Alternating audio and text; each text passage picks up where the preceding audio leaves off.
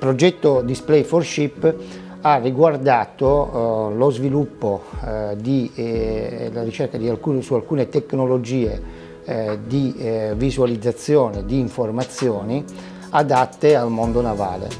In particolare ci siamo concentrati su due tecnologie di visualizzazione a basso consumo. Una ha riguardato un display a inchiostro elettronico in grado di visualizzare informazioni, di consumare soltanto quando queste informazioni cambiano, nel momento del cambiamento, e non consumare quando l'informazione è visualizzata in maniera statica.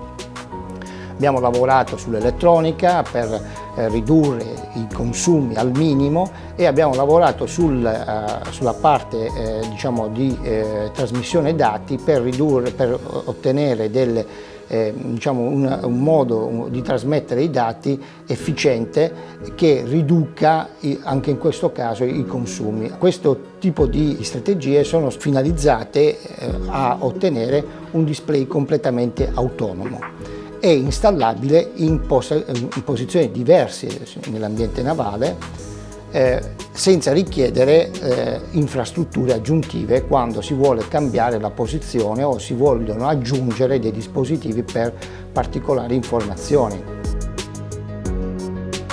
È importante stato per noi utilizzare una forma diciamo, di consorzio per presentare un progetto comune che poi è stato finanziato nell'ambito del POR-FESR e ha consentito di avere una parte diciamo, delle spese di ricerca rimborsate a fondo perduto.